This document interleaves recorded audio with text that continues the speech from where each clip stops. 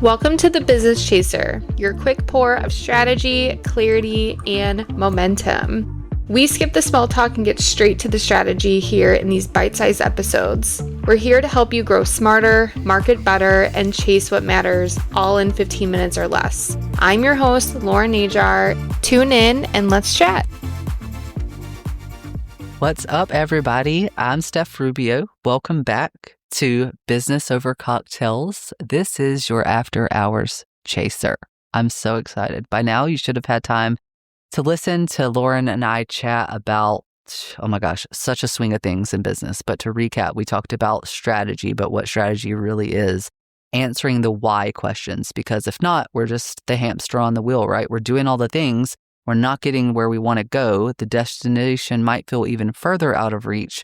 And it's because you don't understand why you're doing what you're doing, if you should be doing what you're doing, if the actual moves you make in your business get you where you want to go.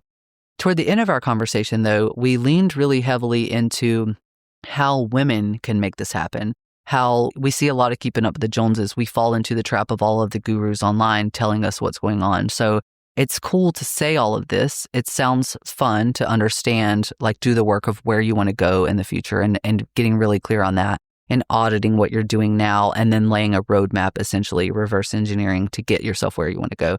I firmly believe in that. I think that your business knowledge is how you learn to trust yourself. So we fill the knowledge gaps you have and understanding why you need to do it all. And then you learn to trust yourself and we pad in the mindset. But where can you start right now? Because not even that is going to happen in a day. Corporations, businesses, they spend months doing this kind of planning. In the online space and our solopreneur type businesses or our small, legit little teams, we can do it in a month of focused work.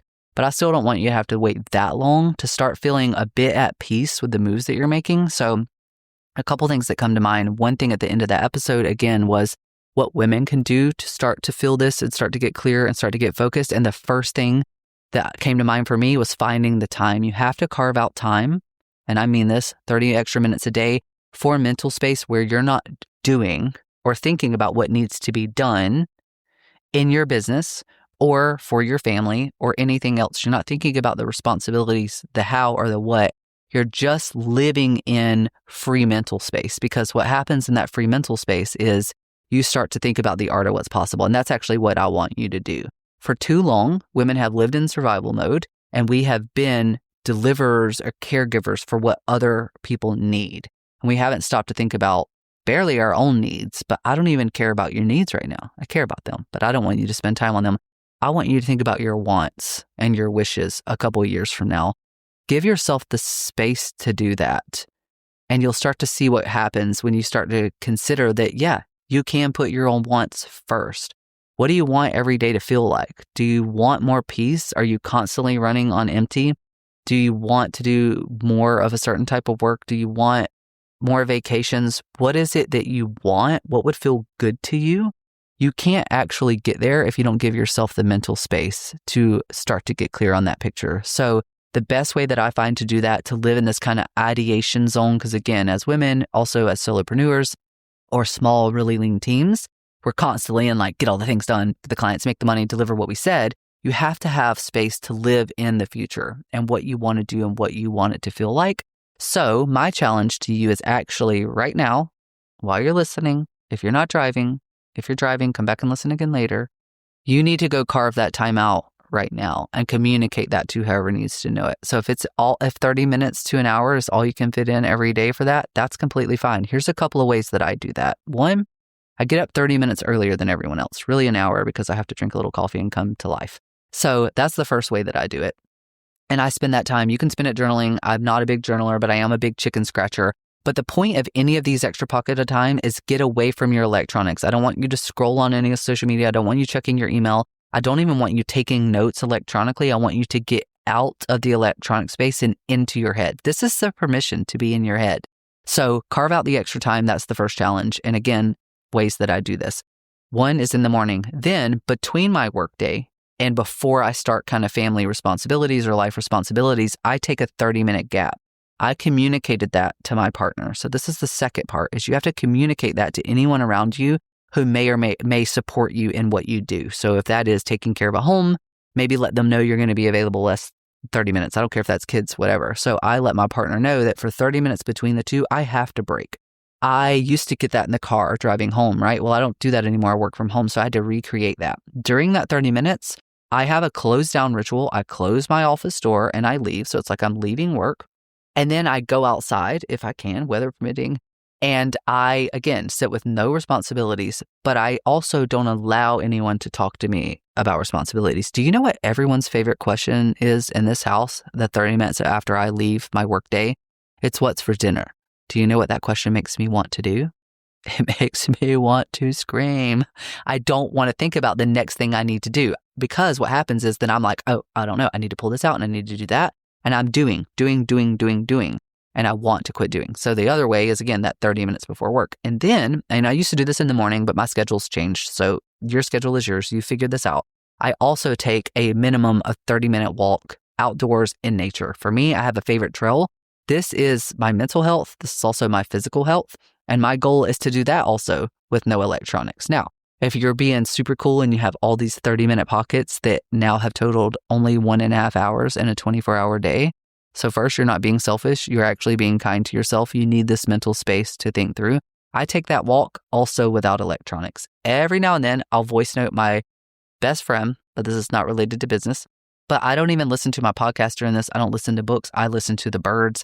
I allow myself to be mindful. This is called mindfulness, being present with it. Some people like to take it and do voice notes and let their creative juices flowing, because creativity thrives in these zones. So people find that the most exciting ideas for their business come through about this. That's all cool if that's what you want to do.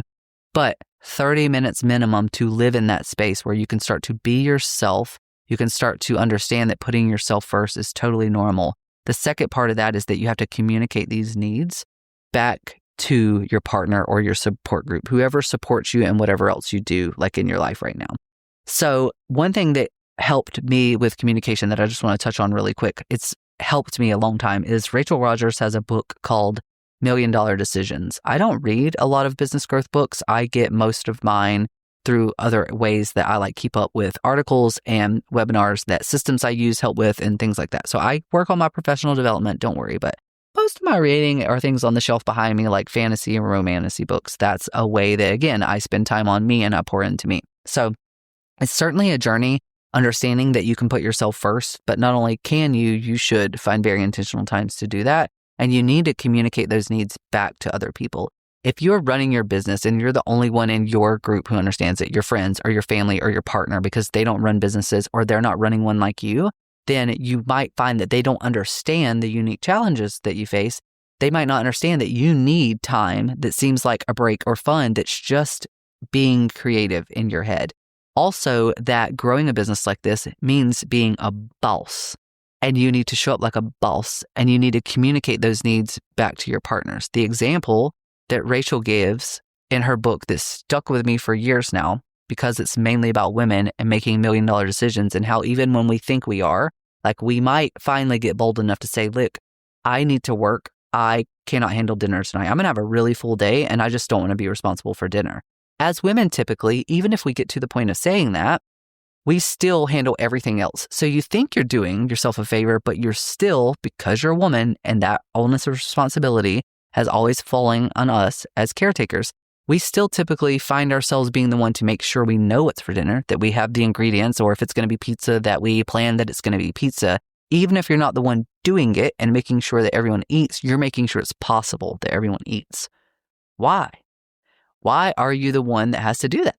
When did that become a rule? So when you get into busier seasons, you get into growth seasons, when you start to boss up and you're working a ton on client work and you're also working a ton on growing your business, it is perfectly okay. Give yourself permission to delegate out responsibilities.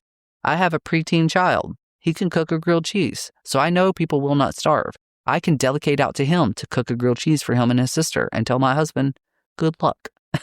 Yes, I'm still delegating a component of it, but get clear on your needs. Give yourself permission to take time. Go carve that time on your calendar right now, and then communicate those needs back to the people who support you and tell them that this is what you need for them and the season that you're in, and set a couple boundaries that you hold in your life as well as in your business. Then you give yourself space to start dreaming up the art of what's possible. Start getting really clear and excited on what you want your business to look like, what you want your day-to-day to look like, and then you can start to get excited about making it happen. That's your quick hit of clarity and momentum for the week. If it sparks something, share it with a friend or tag us in your stories at Business Over Cocktails and or at Lauren Najar. We love seeing what resonates. Don't forget, Mondays are for full-length episodes with rich conversations, and Fridays are the Business Chaser episodes. These are bite-sized insights pulled from our guests to keep you inspired and aligned throughout the week. Do you have a question or a takeaway? DM us at Business Over Cocktails. We just might feature it in a future episode. Cheers!